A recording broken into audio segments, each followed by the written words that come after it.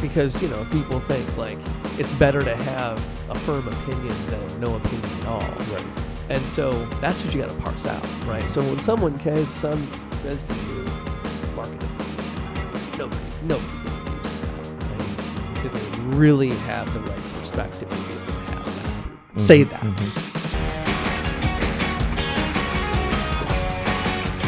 Hi, welcome to the Go Slow to Grow Fast podcast, brought to you by Mercury. I'm your host, Heath Butler, and today we have my friend and partner, Adrian Fortino, Managing Director at Mercury, out of the Midwest office in Ann Arbor, Michigan. Adrian, welcome to the show. Thanks, buddy. Thanks for Happy being to be here. Happy to be here. Same. Super excited. Today we're going to explore the good, bad, and ugly of the 0 to 1 journey. Yeah. And all you've been through that personally. Yes. We'll go through that and see if we can give some words of wisdom today. Do my best. Yeah. Good deal. Well, look, before we dive into that, you've got a very interesting, inspiring story. You've been there as a founder. Why don't you tell us a little bit about your background and your pathway to venture? Sure, man. Interesting is a nice way to put it. So I started as a mechanical engineer out of Michigan. Graduated in 2000, and when you do, go blue. Thank you, go blue. We got a team, so I graduated in 2000, and at that point, when you graduate 2000, mechanical engineer kind of had one job, right? And like automotive, right? Especially there. And so I was like, okay, I'll go and be an automotive engineer. And I was a combustion and emissions development engineer for a while, and then started to manage some of the projects and teams at this company called Ricardo, which is an engineering consulting firm. Great way to cut your teeth. Great way to learn how to be a a professional, and traveled the world. Lived in the UK. Just like an unbelievably good experience, right? But at some point in that time of being, an employee of a publicly traded, company, I was like, this isn't the end. Not going to cut it. Right. This isn't the end state, right? I gotta go and figure out like what's next. And I had this kind of, vibe of entrepreneurship. My grandfather was his own boss. My dad was his own boss. And, so that was always there with me, and kind of like, so like, I don't think, I think at some point I got to do my own thing. So, as an engineer, being very practical, I said, well, clearly I'm going to go to school to learn entrepreneurship, right? And so I went to the MBA program at Michigan again. Okay. And in that program, started to kind of understand a bunch of things, like what does it mean to start a company? That's when I learned what venture capital was, right? This mysterious thing, out there in the ether. And went and met a lot of people, kind of built some network, and at some point through that process, started to meet some of the entrepreneurs and VCs in Ann Arbor, and so this is like 2007, and sort of like, okay, this might be an interesting path, and and I ended up deciding while I was in the MBA program in early 2008. It was like April 2008, so it was still sunny. It's great, what great recession. I say, okay, I'm going to jump. You're trying to enable the incumbent, essentially. Right? Yeah. So yeah. Just didn't realize the incumbent was in the death spiral already at that point, right? And so we ended up, building a little bit of a team and client base through the few channels. Actually, that's when I started to go down to New Orleans and hang out there. We had some good publishers down there. I bet. And but at some point we just figured out that there's just not enough hay to be made, right? Mm-hmm. They were still trying to figure out how they could have a sustainable business. Mm-hmm. We couldn't make enough money for them because of the AdWords costs that we were doing on top of that, right? Mm-hmm. And so it just ended up kind of crashing, right? And so we shut it down. We shut it down in March 2009. right? Okay. And so, and by the way, when I quit my job at Ricardo, and I took this job, this opportunity at Boom Dash, I think I took an 85% pay cut, and I got 2 points of equity, right? And so took a lot of risk with that, right?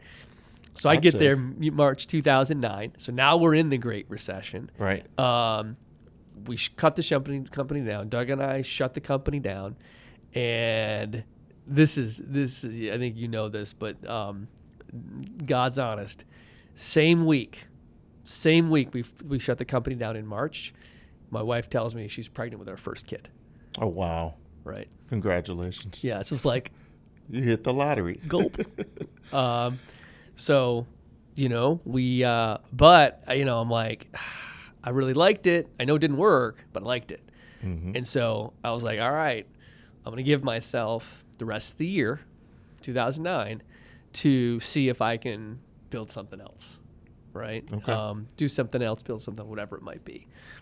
Started to do some consulting, back from my kind of leveraging my network from Ricardo, kind of paid some of the bills, not all of them, but some. And then over time, through that network, through my MBA program and just the network I was building, I started to meet up with some other technologists in town, and through some other VCs there, hooked up with a master's student at the university who was working on it's called Magic Bus, which was like think of it as like estimated time of arrival app for your bus, your university bus. Got it. And but built this into my first company, which is called Shepherd IS, and it was fleet management, the first cloud-based fleet management solution for university buses, private taxi fleets, vans, all those kind of Right. smaller operation fleets, and built it into a nice little company with. So this is folks. 2010. Yeah. At this point. Yeah. Okay. Which actually we officially spun it out, started the company in 2009. Okay. End of 2009, and then started to ramp it up in 2010. Yep. Built it up a nice little company, had clients, customers all over the Great Lakes and East Coast. Built a team of 4 or 5 people, and it was like, cool, like we did it, like, this is great. It was great. And then it kind of, through a lot of exploration, more customer discovery, started to figure out, maybe the TAM on this might not be huge. Maybe the total addressable market might not be massive, right? I think the best one was where we were piloting it with the Ann Arbor Transit Authority, which would be the largest fleet we would have ever had. Right. Like, I don't know, like something crazy, like 80 to 100 buses and vehicles. Would have been a company-making deal. Piloting there. They're happy to have us there. Like, great. We go through this, month and a half pilot. We show all kinds of great data about better estimated time of arrivals, more accuracy, increased ridership. Well, everything was great. Right. Get to the end of it. I'm like, and here is your, contract to, sign up with us for 3 years. They're like, what are you talking about? Like, what do you mean? Well, no, like, we were just, giving you like a sandbox. Like, we're not going to buy anything from you. This is my first lesson in enterprise selling, right? It's like, I'll use it. I don't really want to buy it. Yeah, it's like, I'm like, well, what, and again, this is like, again, it's customer discovery 101. Right. I didn't have an appreciation of their risk profile. I didn't ask questions I didn't know. Right. And I was like, what? And so that helped to spur us thinking about what else could be out there. And so we started to, think about, what else could we do with this technology? We started to really kind of branch out in networks that weren't just in the Midwest, and began to get to know some folks outside and brainstorm with what else could be out there, right? And through that process, hooked up with our future co-founder for Sidecar. And so, came together with him, my CTO co-founder at Shepherd, and and it spun out effectively a new company. At the time, it was just, hey, do something really crazy, and we're gonna replace your car with your iPhone, right? Which is kind of like batshit crazy, right? But turns out like might have been an opportunity there, right? There was, and a little early, but and so we built that, raised some money on the basis of just that. It was replace your car with your iPhone. We're actually going to be the center point of transportation in an urban setting, right? And so we would be your connection for taxi, train, bus. Everything would go through that as a single app. Turns out that the APIs didn't exist. The ability to make those integrations didn't exist. And so and then the API concept was a little early. Yeah, also early. And so what we ended up doing is we ended up focusing in on the rideshare kind of vertical and really built the first true, instant rideshare, community and offering in Sidecar. And where was this base? So we had moved it to California by that point. Yeah. So we moved it to San Francisco right when we raised that first seed round, just because at that point it was very difficult to build a company, a consumer-facing company, I should say, in the Midwest. That would be real hard. And then what happened to Sidecar? Yeah, built it into a nice company. Had a number of great wins, geographic wins, raised some money on it, and ended up not being quite the outcome that everybody wanted, but certainly was a trailblazer for sure. In it. What would you say is the biggest lesson learned that you took from all of those experiences into your venture experience? Into the venture experience. Yeah, there's so many. The top ones that come to mind are being maniacally focused on the kind of value proposition and evaluating if it's really there or not. Because of course, when you start a company in your ideation stage, you're like, oh, I believe this is going to be value. I believe that someone would find value in replacing your car you're drinking with your own iPhone. Kool-Aid. You're also for sure, right? And so try to be maniacal and unemotional as much as you can be, which is virtually impossible. Right. To like, is this real? Mm-hmm. Is this real? Yeah, right? be your own best skeptic. Yeah, is this real?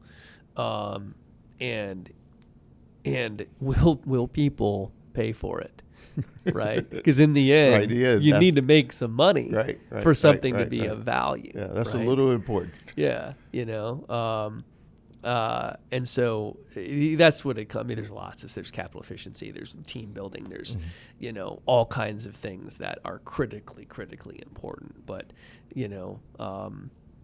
I've certainly spent time before starting my companies like wasting time with things that just didn't have legs. No, absolutely. That's really good.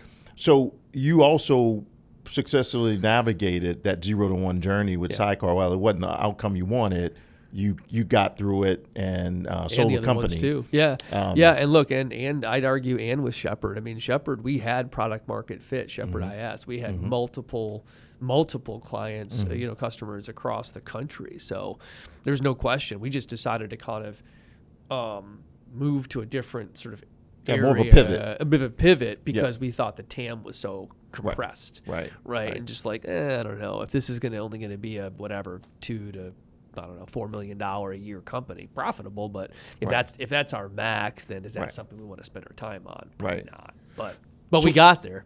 So when you think about the 0 to 1 journey, how do you define it? Yeah. Look, I think it's going from ideation to activation, right? You're at ideation. You're thinking, is this something that it seems like it's something there. It seems like the market needs it. It seems like there's a customer base, but it's unproven, right? And so it's going through the paces of proving that there is real unique value for your customer profile.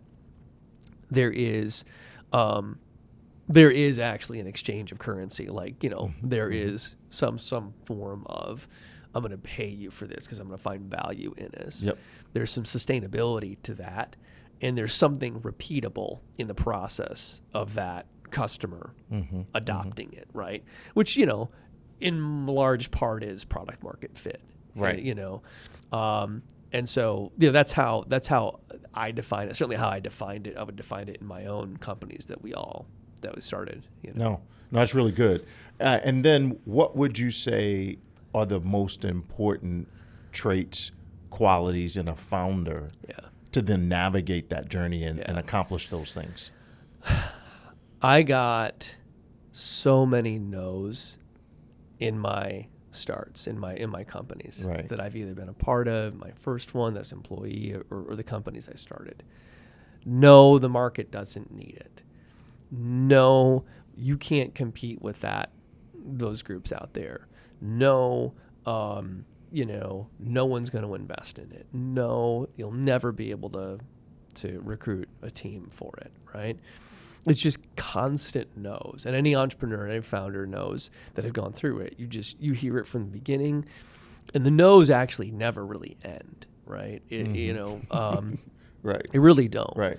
The challenge, though, is really kind of it's an art. It's an art of understanding no.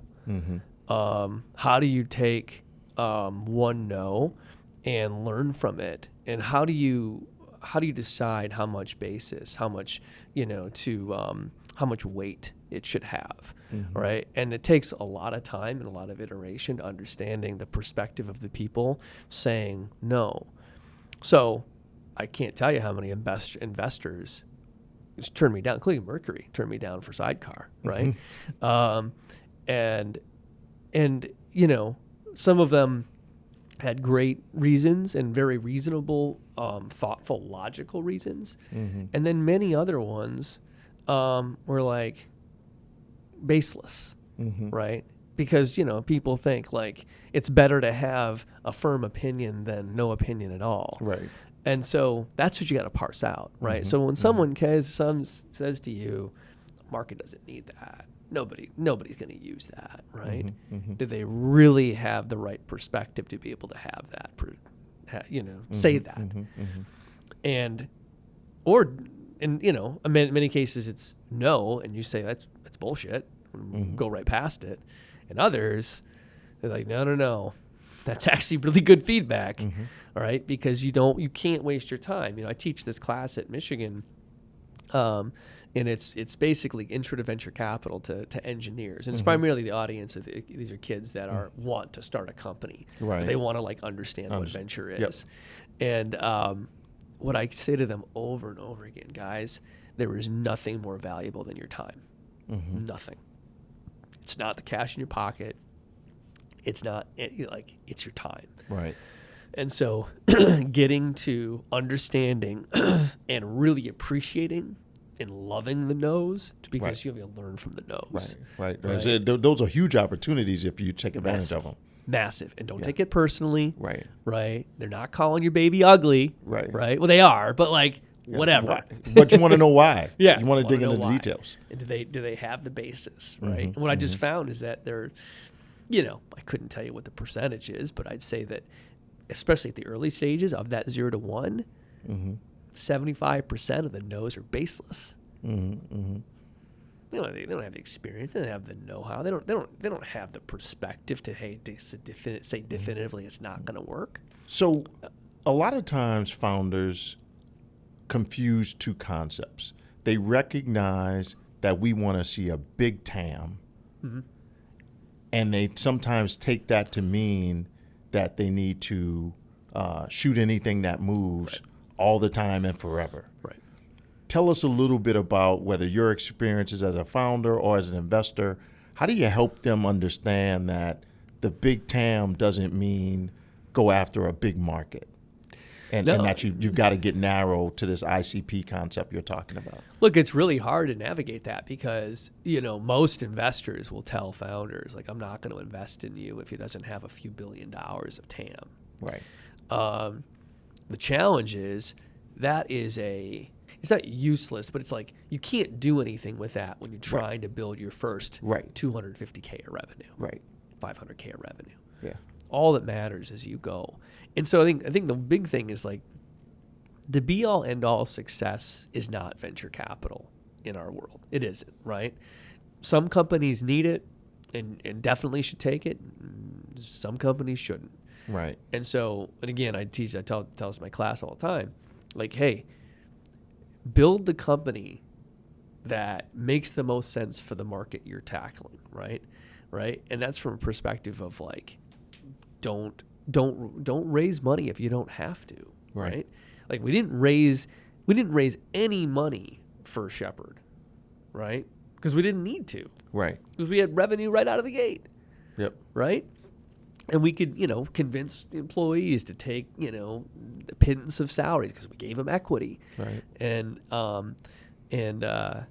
so I just, to back your question, it's focus, right? It is focus, it's like focus, and is there something, enough of them, in that serviceable, addressable market, that you can build something repeatable, and then over time, perhaps, you can build something extensible outside of that creates a TAM that's even larger. But I don't know. Big fan of focus at these early stages, from the 0 to 1 at least. No, absolutely. And so you talk about fundraising and how important it is to determine if you really need it or not. What role do you think fundraising plays in that 0 to 1 strategy? I think it's a distraction. Yeah. Tell us more. I think it's a total distraction for the majority of companies. Look, clearly, there are some companies that you have to raise money to build something biotech, right?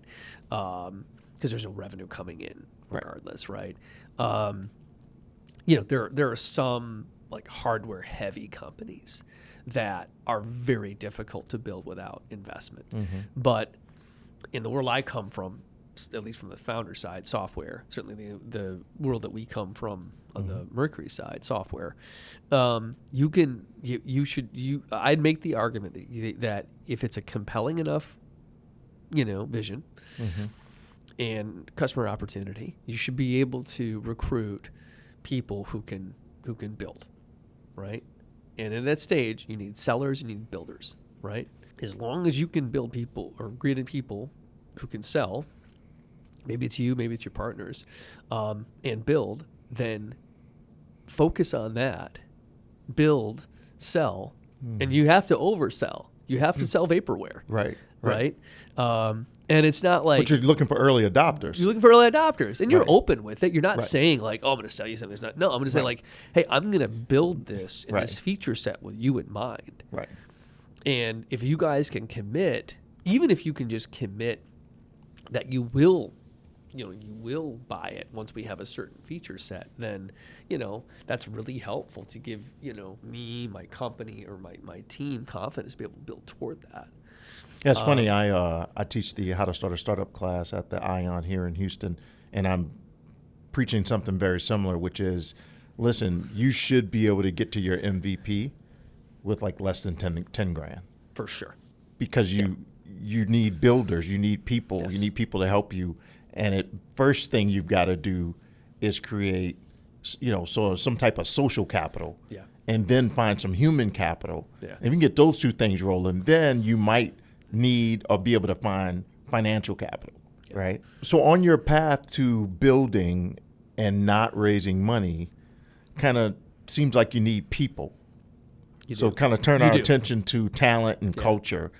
So culture is often talked about as being extremely important. What's your thoughts? At what point during this 0 to 1 journey should you be thinking about culture as you approach trying to get these people to come join you and get the best talent? I mean, I think culture and talent come into play at the exact same time, because if you're not gonna focus on the culture, then how are you gonna build a team that you want, Right. Or attract the people that you want, Right. So they go hand in hand. Look, I said it earlier. If you can't attract a really talented team on the opportunity that's in your head, or maybe on a napkin, or maybe even like an MVP-ish, then oftentimes it says something about your ability to lead, to sell, and in many cases means that you've been through a recession as a founder. Yep. We're in an interesting time right now, not quite a recession, but the Uncertain economy times. has shed some jobs, especially in tech and software. Yep. What do you tell a founder who's right in the middle of this 0 to 1 journey, trying to figure it out, trying to navigate it in this current environment? What's the most important thing they need to be thinking about? I kind of go back to a few things that we've touched on. So the first is focus on building something that will create unique value for a given market segment, right? It doesn't mean there's not competition; it just means it's a unique value for it, right? Clear. 2, can you build a team to go after that vision, right? And again, a usually lightly or maybe not compensated team, at least in cash, but certainly in equity, right? And then capital efficiency, right? Now is a time like we haven't seen for many, many years on capital efficiency. I've never heard so many venture capitalists, not private equity, venture capitalists talk about profits and break even. That was like, what is that? Yeah. Right? Man, it's all the rage now. So that's it, right? And then circling back to certainly as you're building that team, as you're going after that vision, and you're going after that unique value, building a culture that's sustainable, that has clarity, that's balanced, that's inclusive, right? Of everybody, that would be on that road with you. That's really good, really, really good, especially the element of focus and getting down to zero burn, right? I was at Venture Atlanta recently and talked to some investors. One guy told me he funded a company, but he told them he would only do the wire transfer if they can commit to zero burn. So he said the entrepreneur was quite confused, but that's the time we live in now. So Adrian, as we wrap up, and you think about all of your experiences, both on the founder side and on the investor side, leave the audience with some of the pitfalls to avoid, some of the things you see founders often get, whether they get in their own head or they just aren't focusing enough. Yeah. What are some of the pitfalls you think they often get into and need to avoid to sort of make sure that the company sticks around and is able to withstand a downturn in the economic environment like we're seeing now? Yeah. Let's go back to that that kind of art of understanding no. I talked a lot about the kind of like, hey, don't listen to the no's, but again, there's some you got to listen to. Right. So what I see a lot, and I've always seen, because it's almost endemic to our nature as founders, is we talk about kind of them having the blinders on when they're building.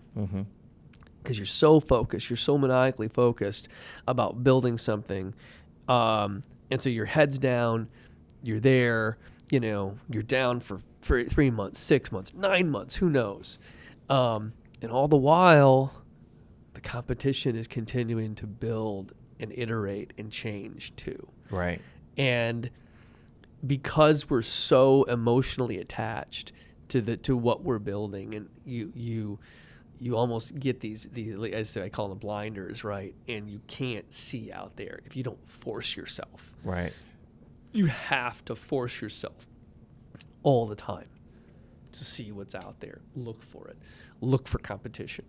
See what's in front of you. What's the new competition doing? What's the old competition doing? Right. How are they changing? How do you anticipate where they're going to go? Right? Competition is incredibly important. Again, it's not bad, right? It's not good. It's not bad. It's like, it's just there, but you got to understand it. Yeah, there's opportunities to learn from that as well. 100%, right?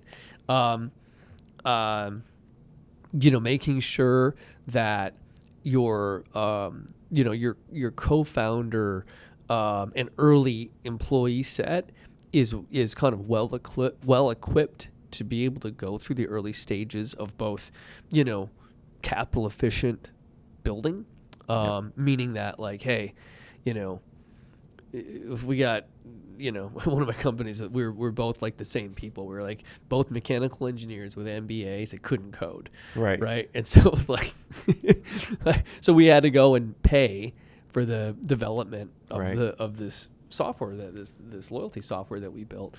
And, in hindsight, like probably would have been made more sense for us to find somebody who could code as a co-founder, and maybe one of us maybe take a little bit, step back or do something. I don't know, but but just making sure you have the complementary team members, again, that care, that have the same, vision, and willing to fight out, those things. And then just, uber focus on that unique value, right? Understanding, talking to customers all the time, right? Finding out everything about their life, their experience, like everything that you possibly can. Being excited about talking to customers. It's not a job. Exactly. If you're building a company, like it better not feel like an arduous task to talk to your customers. You better be so excited about like getting some time with them. Otherwise, you're not in the right job. Yeah, the customer discovery is it's everything. It's everything in that 0 to 1 journey. Adrian, this has been great. Thanks for the time. Thanks, bud. I think you dropped some great insights, and I hope everyone enjoyed it. Thank you. Appreciate the time. All right. Thanks. All right. Take care, bud.